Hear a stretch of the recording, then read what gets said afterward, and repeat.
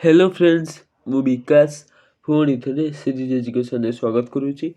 ଆଜି ଆମେ ପଢ଼ିବା ସେ +3 ସେକେଣ୍ଡ ସେମିଷ୍ଟାରର ଯେଉଁଟାକି ଆର୍ଟ୍ସ କମର୍ସ ସାଇନ୍ସ ସମସ୍ତଙ୍କର ଅଛି କମ୍ପଲସରି ଓଡ଼ିଆ। ଓକେ, ସେଇ ଭାଷାର ପେଜ୍ ନମ୍ବର 8, ବିଷୟ ନାଁ ହେଲା ଭାଷା, ପେଜ୍ ନମ୍ବର 8। ଓକେ, ସକ୍ଷମ ହୋଇଥାଏ ଶିକ୍ଷଣ ପରିସର ମଧ୍ୟରେ ସେବା ଗଦ୍ୟ ପଦ୍ୟ ଆବୃତ୍ତି କରିବା ସହିତ ଶବ୍ଦ ଓ ତା'ର ଅର୍ଥ ମଧ୍ୟ ଜାଣିପାରିଥାଏ। ଶିକ୍ଷାଳୟ ବା ବିଦ୍ୟାଳୟରେ ସେ ଭାଷା ଶିକ୍ଷା ସହ ପାଠ୍ୟକ୍ରମ ଅନୁଯାୟୀ ବିଭିନ୍ନ ବିଷୟ ସବୁ ପଢ଼ିଥାଏ। ଏହାଦ୍ୱାରା ତା'ର ଅବବୋଧ ସାମର୍ଥ୍ୟ ଅନେକ ମାତ୍ରାରେ ଅଗ୍ରଗତି କରେ। ଏହି କ୍ରମାନୁସାରେ ଶିଶୁର ଜ୍ଞାନର ଅଭିବୃଦ୍ଧି ସହ ବିବିଧ ବିଷୟକ ଅନ୍ୟାନ୍ୟ ଜ୍ଞାନ ଆହରଣ କରେ ଏବଂ ଭାଷା ବିଜ୍ଞାନ ମଧ୍ୟ ତଦନୁରୂପେ ବିକଶିତ ହୋଇଥାଏ। ଶିକ୍ଷକ ଶିକ୍ଷିକା ପାଠ୍ୟକ୍ରମ ସାଙ୍ଗସାଥୀ ଭାବେ 3ଟି ସ୍ତର ଦେଇ ଶିଶୁର ଭାଷା ବିଜ୍ଞାନ ବିକାଶମୁଖୀ ହୋଇଥାଏ।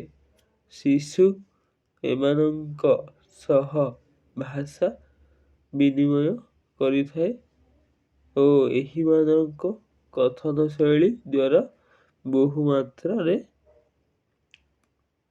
ପ୍ରଭାବିତ ହୁଏ। ପୂର୍ବରୁ ମୌଖିକ ବା କଥିତ ଭାଷା କାରବାର କଥନ ମାଧ୍ୟମ ସହିତ ସଂପୃକ୍ତ ଓ ଅଭ୍ୟସ୍ତ ହୋଇସାରିଥିବା ଶିଶୁଟି ପ୍ରଥମ କରି ଏହିଠାରେ ଲିଖନ ମାଧ୍ୟମରେ ନିଜର ଭାବନା ବା ଭାବ ବ୍ୟକ୍ତ କରିବାକୁ ଧୀରେ ଧୀରେ ଅଭ୍ୟସ୍ତ ହୋଇଥାଏ। ଶିକ୍ଷକ ଶିକ୍ଷିକାଙ୍କ ଦ୍ୱାରା ଶିଶୁର ଲିଖନଗତ ତ୍ରୁଟିର ସଂଶୋଧନ କରାଯାଇ ଉଚ୍ଚାରଣରେ ଶୁଦ୍ଧତା ନିମନ୍ତେ ଉଚ୍ଚ ସ୍ୱରର ପଠନ ଶ୍ରୁତି ଲିଖନ ଇତ୍ୟାଦି ଅଭ୍ୟାସ କରାଯାଏ, ଯାହାଦ୍ୱାରା ଭାଷା ଶିକ୍ଷା ସଂଶୋଧିତ ଏହି ଶୁଦ୍ଧ ରୂପ ପ୍ରକାଶ ପାଇଥାଏ।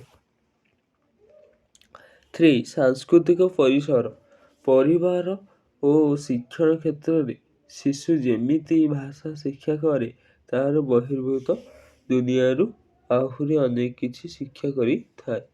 ମନୁଷ୍ୟ ଏକ ସାମାଜିକ ପ୍ରାଣୀ। ସମାଜ ବିନା ତା'ର ଆଚରଣ ପଶୁତୁଲ୍ୟ ହୋଇଥାଏ। ତେଣୁ ଗୋଟିଏ ସମାଜ ମଧ୍ୟରେ ବାସ କରିବା ଦ୍ୱାରା ନିଜର ପରିବାର, ରକ୍ତ ସମ୍ପର୍କୀୟ, ବନ୍ଧୁ ପରିଜନ ଇତ୍ୟାଦି ମାନଙ୍କ ସହ ପାରିବାରିକ ଉତ୍ସବରେ ଯୋଗ ଦେଇଥାଏ।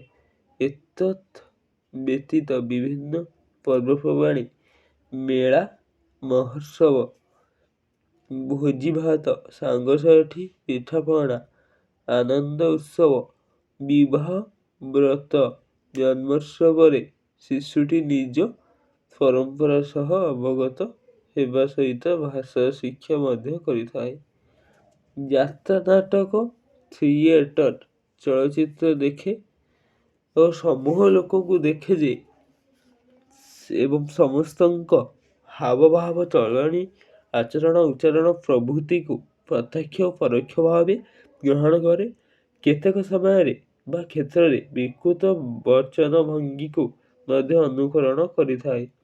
ଏ ସମସ୍ତ ପ୍ରକାର ସ୍ତରରେ ଶିଶୁ ନିଜର ମାତୃଭାଷା ସହ ଅନ୍ୟାନ୍ୟ ଭାଷା ମଧ୍ୟ ଶିଖିବାର ସୁଯୋଗ ପାଇଥାଏ।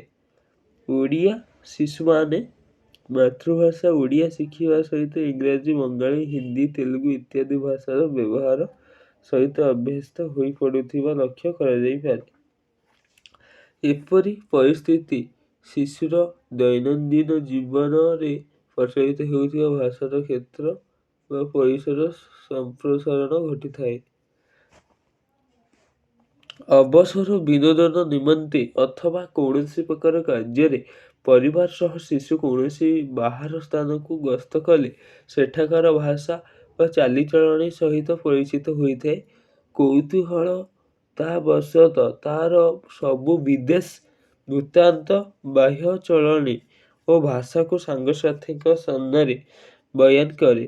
ତେଣୁ ସେଠାରୁ ଶିଶୁ ଓ ତା'ର ବନ୍ଧୁମାନଙ୍କୁ ନିଜ ମାତୃଭାଷା ଚଳଣି ବ୍ୟତୀତ ଅନ୍ୟାନ୍ୟ ଭାଷା ଚଳଣି ପ୍ରଭାବ ପକାଇଥାଏ।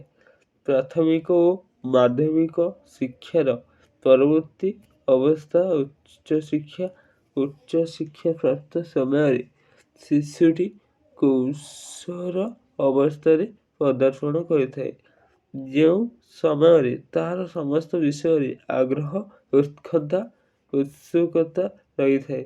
ଏହାଦ୍ୱାରା ତାହାର ଭାଷା କାରବାରର କ୍ଷେତ୍ର ଅତ୍ୟନ୍ତ ପରିବ୍ୟାପ୍ତ ହୋଇଥାଏ। ପାଠ୍ୟକ୍ରମ ସହ ଅନ୍ୟାନ୍ୟ ବିଷୟବସ୍ତୁ ଯଥା କ୍ରୀଡ଼ା, ସଙ୍ଗୀତ, ନୃତ୍ୟ, ନାଟକ, ଚଳଚ୍ଚିତ୍ର ପ୍ରଭୃତିର ଆକର୍ଷଣ କାରଣରୁ ସେ ଏସବୁ ଦ୍ୱାରା ବିଶେଷ ଭାବରେ ପ୍ରଭାବିତ ହୋଇଥାଏ, ଯାହାର ଫଳସ୍ୱରୂପ ତାହାର ଭାଷା କାରବାରର ପରିସର ଅଧିକତର ବିକଶିତ ଓ ସଂପ୍ରସାରିତ ହୋଇପାରେ। ଏଇଠି ଭିଡ଼ିଓଟି ସରିଯାଇଛି। ଜୟ ଜଗନ୍ନାଥ।